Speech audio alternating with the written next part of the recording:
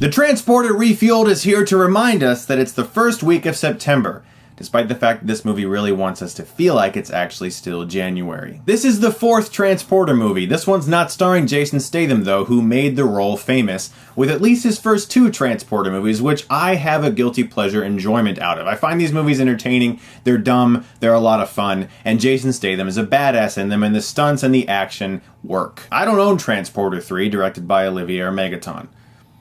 It sucks. So this time around, the editor of Transporter 3 and Taken 2 and Columbiana and the director of Brick Mansions has made a fourth one with someone else as a transporter, not Jason Statham, because we all wanted a Transporter reboot. And in this movie, the Transporter is caught in this scheme in which this evil guy runs a human trafficking ring, and the three girls that escaped that ring are now trying to get revenge on him, and he decides, you know what, I'll help. And someone has kidnapped his father, played by Ray Stevenson, the dadzle in distress.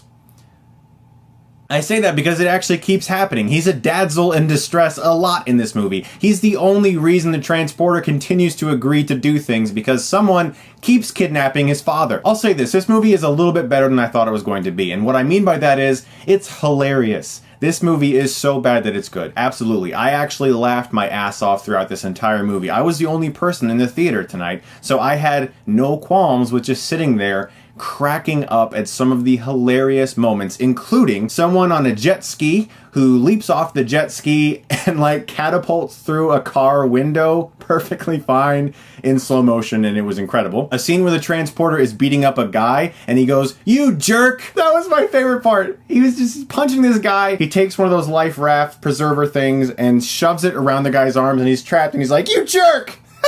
There's a fight scene in a room that just so happens to have like 5 battle axes on the wall where they should not be. There's no reason for battle axes, but there are battle axes, and so they use the battle axes. There were consistent moments throughout this movie where I just cracked up because it's so terrible. And gratefully, it's not a movie that's so bad that you sit there hating yourself and you want to leave and you just like, oh my god, just stop. The action scenes are acceptable, I guess. Ed Skrein as the Transporter, he doesn't butcher the role, but you never really feel like he is that character. Jason Statham is so tied to that character. And the fact that Statham was like, no, when they asked him to do another one, should probably tell you that this movie's pretty terrible. There's a lot of fast shot editing, which is annoying. Shaky cam, not so much. There's just so much editing in the middle of these action scenes where it feels like they could do a lot more of an impressive job if they just let the camera flow for a little bit longer. All of the Transporter films have really dumb moments. Transporter 2 has Statham turning his car around after he launches it up a ramp and then a hook takes a bomb off of it. Except for the third Transporter, which is just